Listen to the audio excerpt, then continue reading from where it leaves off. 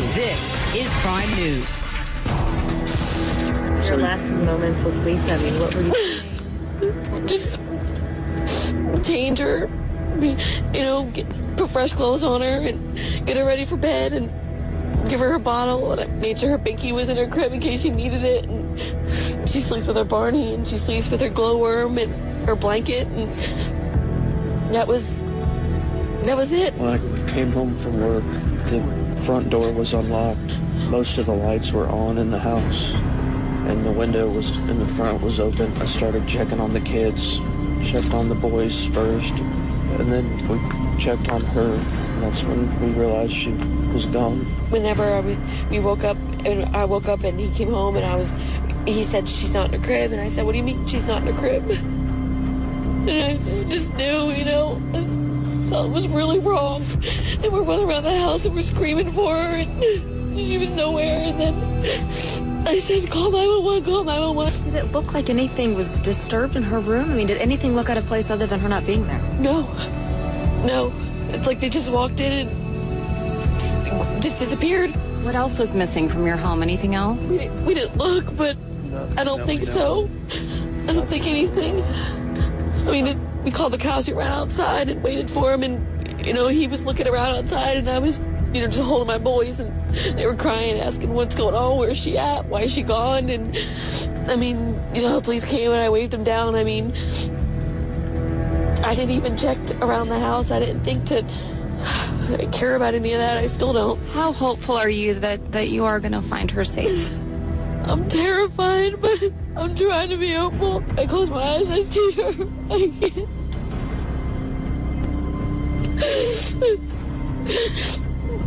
But I mean, we're just trying to hold it together for our boys and for her, and stay strong for her so that we can try to think of anything or anyone or any reason this might have happened. We still haven't. But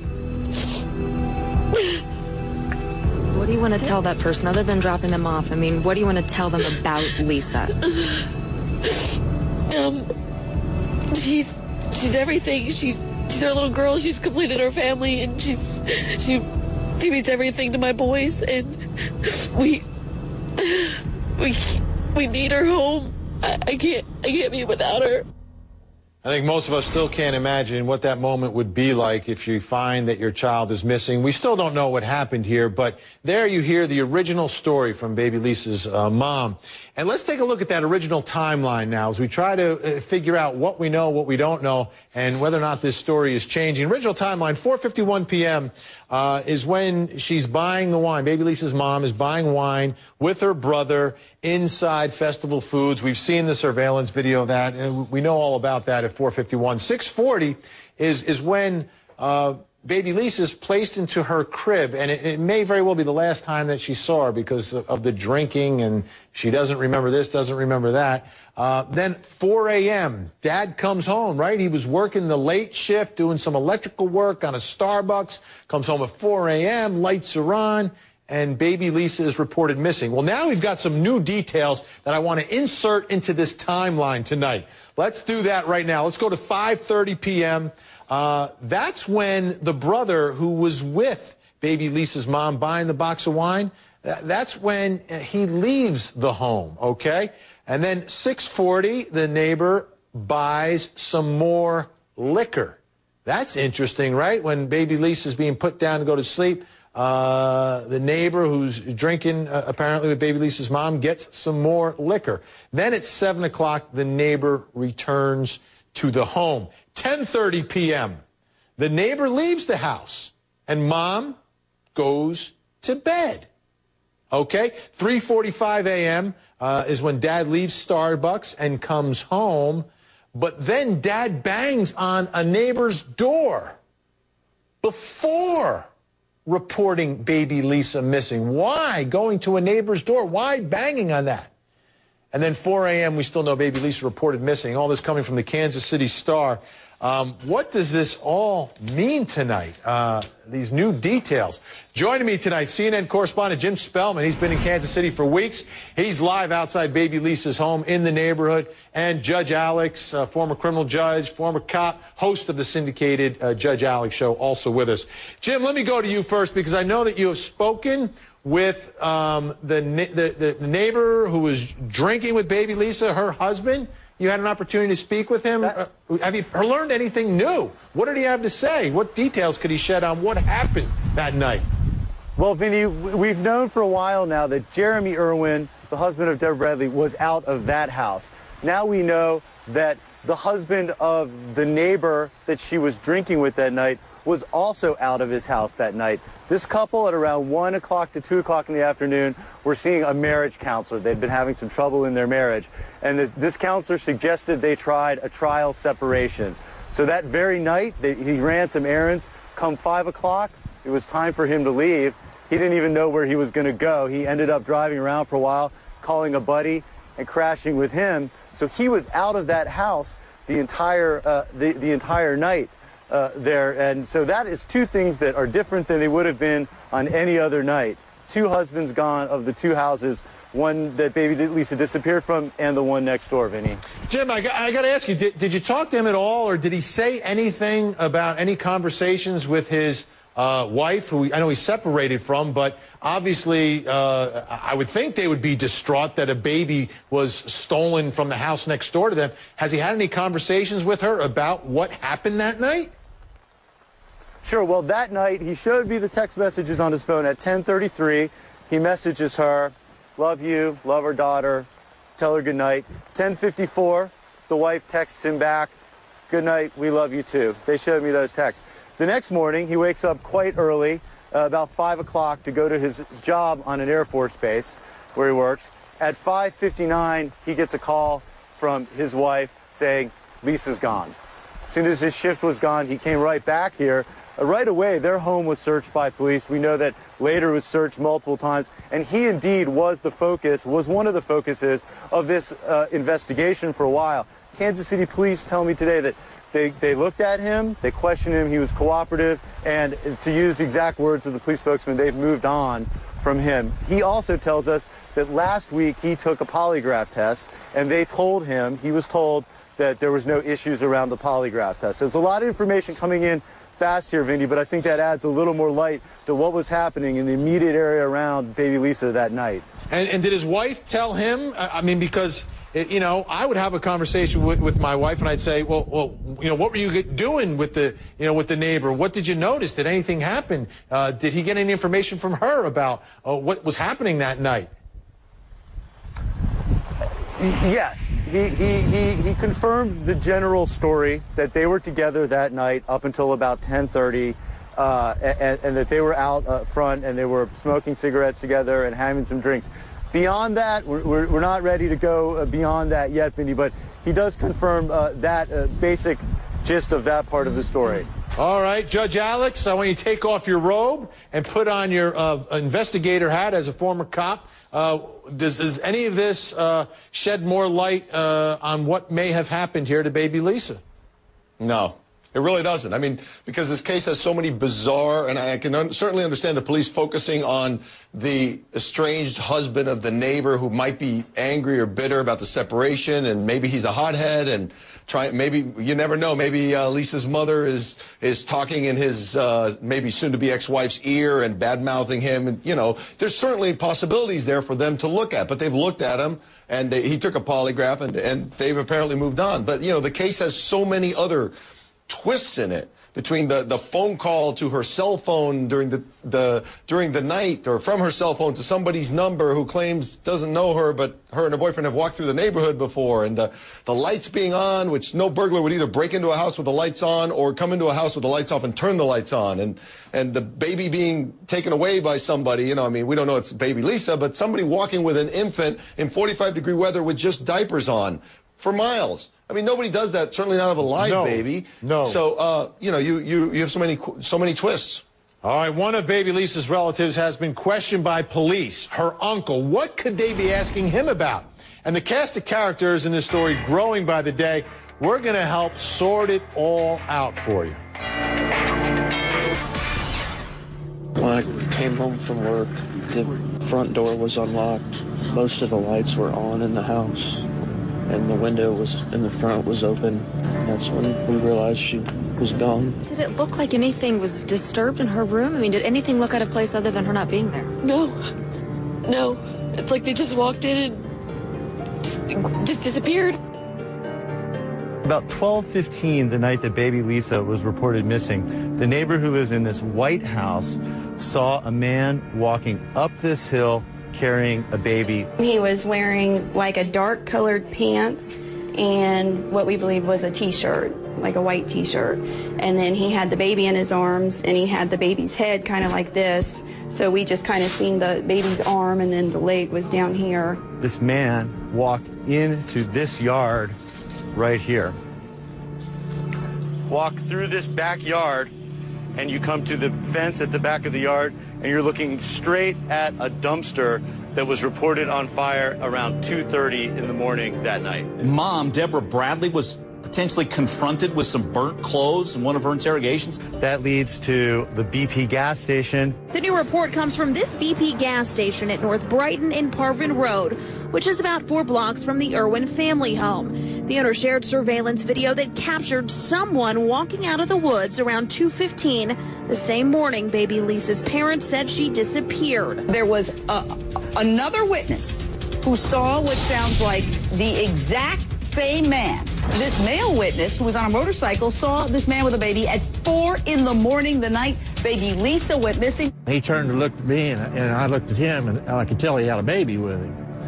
She had a T-shirt and either training pants or a diaper on. It was too cold for that. You see baby Lisa there. She's still missing. Thoughts and prayers that we can find her. Here's what's frustrating about this case. There seem to be witnesses and evidence out there, but we don't seem like we're any closer to figuring out what happened to baby Lisa. Take a listen again to the two witnesses that are 3 miles apart, but that same morning describing someone, the man they saw with a baby. He was wearing like a dark colored pants and what we believe was a t-shirt, like a white t-shirt. And then he had the baby in his arms and he had the baby's head kind of like this. He turned and looked at me, and I looked at him. He had a short sleeve shirt on, all dressed in white. I don't know. Describe him about how tall would he look like? Maybe about 5'7", 5'8". Had a well-built body. I could see arms, you know, he had a T-shirt or whatever it was on. We were able to see that he was kind of taller. I'd say at least 5'8" or taller. And he was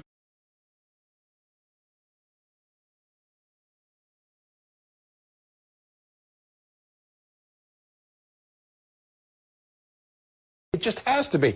Now, police yesterday questioned the uncle. Let's take a look at the uncle yesterday. We haven't seen much of him other than that surveillance video. Here he is on the front yard. He's going down to speak with investigators, and that's important. Anyone who had any contact with baby Lisa's home that day has to be questioned thoroughly to get any information possible. Now, let's take a look at this first time we saw the uncle. And this was on that surveillance video buying the alcohol. There he is. But notice this, black T-shirt. Black T-shirt, not a white T-shirt. Don't know what that means. Jim Spellman, CNN correspondent in rainy Kansas City tonight.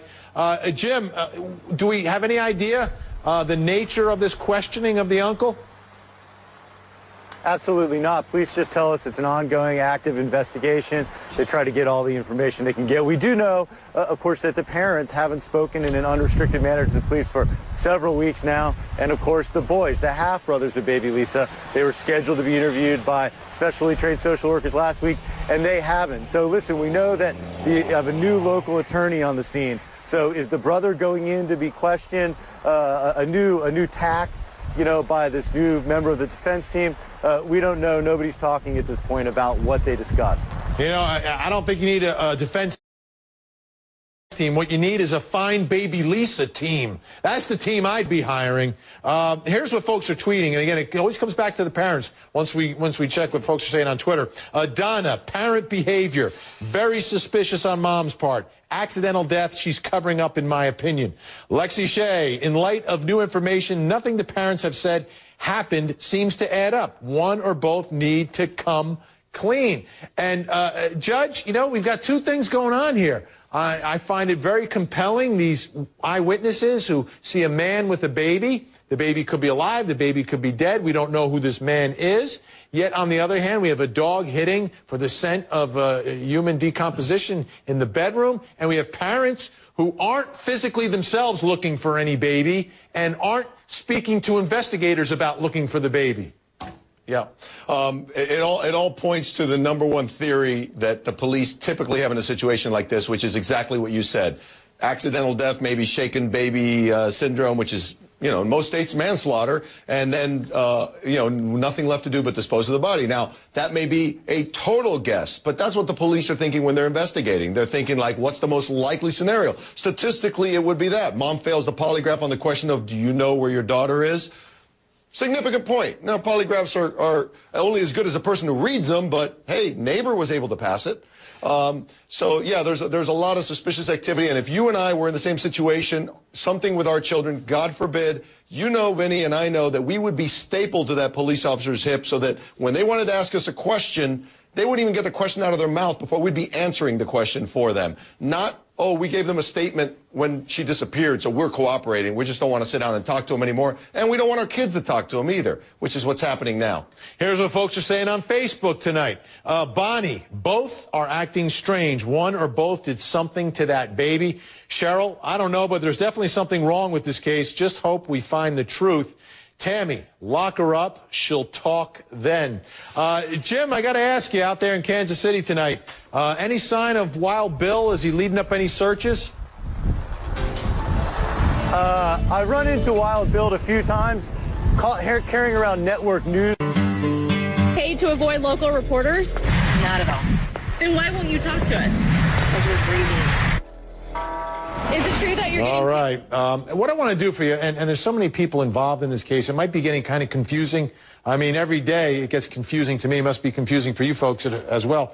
Let's take a look now. I'm going to break down all the people involved in this case, in this investigation, that may somehow lead to what happened to baby Lisa. We begin with the family. Deborah Bradley is baby Lisa's mom. Jeremy Irwin is the dad. They have this baby together. They're not married, though, because Deborah's married to another man who they can't afford to get divorced, apparently. Let's continue with the family as well. And here you see that Jeremy Irwin has an 8-year-old son from a prior relationship, as does Deborah Bradley, has a 5-year-old with her husband from a different relationship. Together they have Lisa Irwin, who of course is the sister of these two boys who were there that night. Let's take a look at more of the family. Baby Lisa, you've got Philip, that's Uncle Philip, who was questioned by police yesterday and was at Festival Foods buying the box of wine, left the house around 5:30. Now, who's in the neighborhood? A lot of people in the neighborhood have been speaking, people with important information. Who do we have? We've got the neighbor. This is probably the most important person in the neighborhood. This is the person that's with Deborah Bradley drinking the night, the day that baby Lisa goes missing. Who else is in the neighborhood? You've got John Jersey Tanko. He's the handyman who was working sort of around the corner at one of the houses there. Was spotted different times of the day by some people working on someone's house. He's a handyman. You've got Megan Wright, his ex-girlfriend, whose phone was called by one of the cell phones from baby Lisa's home. What kind of connection is that? Then you've got Mary Hurt, one of the neighbors who knew about John Jersey Tanko and Megan Wright. Who else is in the neighborhood? Potential witnesses. You've got a neighbor named Lisa who saw the man carrying the baby, and Mike Thompson, who's also saw a man carrying a baby. And we ran out of time here, but I want to thank my guests, Jim Spellman. I want to also thank Judge Alex. Thanks, guys, so much. Stay dry out there, Jim. Great work, as always. Finally tonight, folks, the answer to what happened to baby Lisa, it's in her neighborhood. There's just too many coincidences to think that this was some random crime committed by a random stranger. First, baby Lisa's dad was working a night shift for the very first time. Someone had to know he was not going to be in that home.